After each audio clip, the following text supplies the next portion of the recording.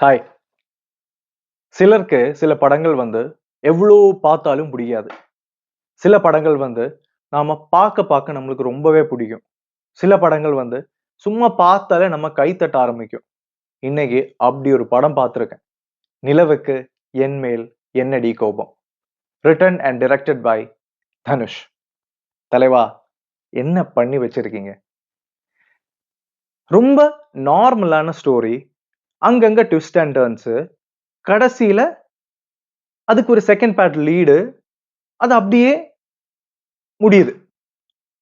ஆனா, இந்த normal ஸ்டோரியில எக்ஸ்ட்ராஆர்டினரியான moments குடுத்து, ரொம்ப இன்ட்ரஸ்டிங்கான வசனங்கள் எழுதி, அது நம்மள கை தட்ட வைக்குது.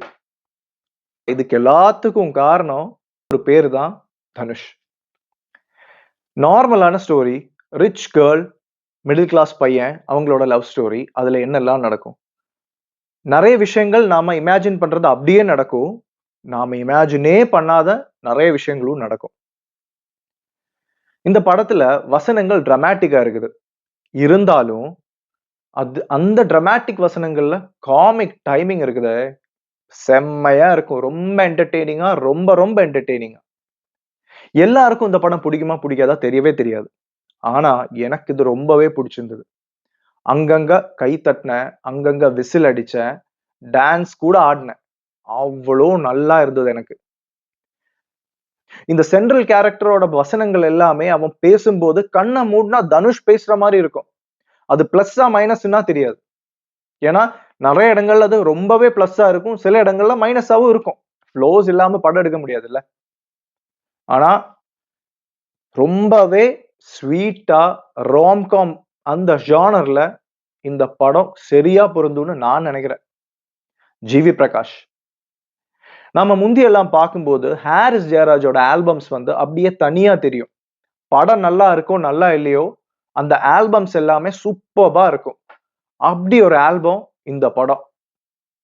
பிஜிஎம் எல்லாம் தலைவன் பின்னி பெடலே எடுத்துட்டான். ஆனா, சாங்ஸோட பிளேஸ்மெண்டும் செமையா இருக்கும். எந்த இடத்துலயுமே இந்த சாங் வேணுமா, வேணாமான்னு நம்ம யோசிக்கவே யோசிக்காது. அந்த பிளெண்ட் பண்ணி அப்படியே போகும். நெறைய இடத்துல நம்மளுக்கு தெரியும், இங்க தான் ஒரு சாங் வரப்போகுதுன்னு. ஆனா, அந்த சாங் வந்து அந்த சிச்சுவேஷனுக்கு ஏத்த மாரி ஃபேண்டஸிக்கு ஃபேண்டஸி, ரியலுக்கு ரியல் எல்லா தரத்திலயும் இருக்கும். ப்ரொடக்ஷன் டிசைனர் அவனுக்கு தான் கைய ரொம்பவே தட்டணும். ஏன்னா, பணக்காரன் வீடுனா, அது அப்படியே பணக்காரன் வீட்டுக்குள்ள நாம போற மாரி இருக்கும். மிடில் கிளாஸ் பையன் வீடுனா, நம்மளுக்கு தெரிஞ்சு யாரோ ஒரு வீடுல நம்ம வீடு அப்படின்னு வச்சுக்கலாம்.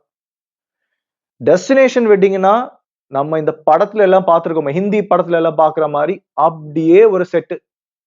ஆக மொத்தத்துல தலைவன் அவனோட வேலை இறங்கி செஞ்சிருக்கான்.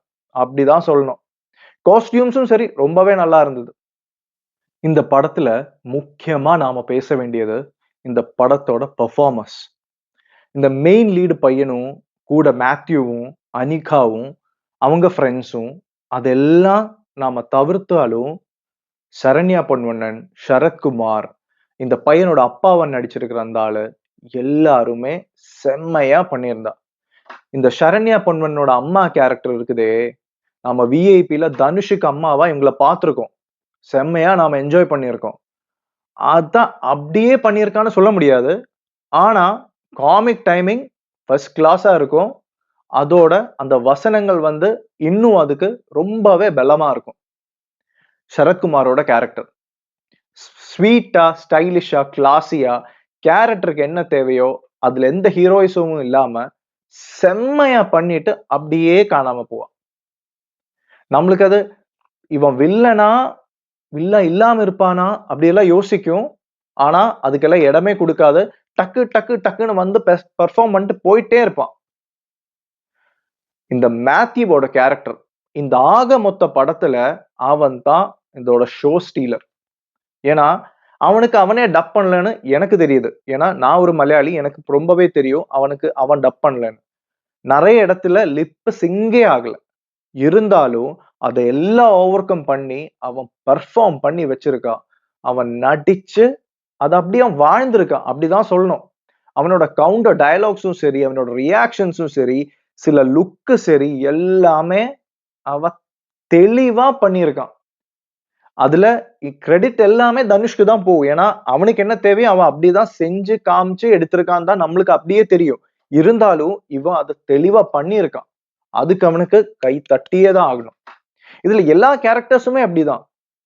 எல்லாமே தனுஷ் என்ன சொல்லிக் குடுத்து நடிச்சிருக்கான்னு நம்மளுக்கு இந்த பிட்ஸ் அண்ட் பீசஸ், ஸ்னிப்பெட்ஸ்ல நம்மளுக்கு அது தெரியும். ஆனா, இவங்க அத அவ்ளோ இன்ட்ரஸ்டிங்கா அவ்ளோ எக்ஸலென்ட்டா டெலிவர் பண்ணியிருக்கான்.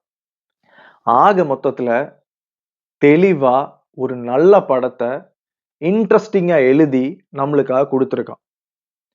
எல்லாருக்கும் புடிக்குமா, புடிக்காதா சொல்லவே முடியாது. சாப்பாடு சாப்பிடுற மாரி தான் படம் பார்க்கிறதும். சிலரோட நாவுக்கு அது ருசியா படும், சிலருக்கு அது ருசியா படாது. இந்த படம் எனக்கு ரொம்ப ருசியா பட்டுது. அதனால நான் சொல்றேன். நிலவுக்கு என் மேல் என்னடி கோபம்? தலைவனுக்கு யார் மேலயும் கோபம் இருக்கிற மாரி தெரியல. எனக்கு இந்த படம் ரொம்ப புடிச்சிருந்தது.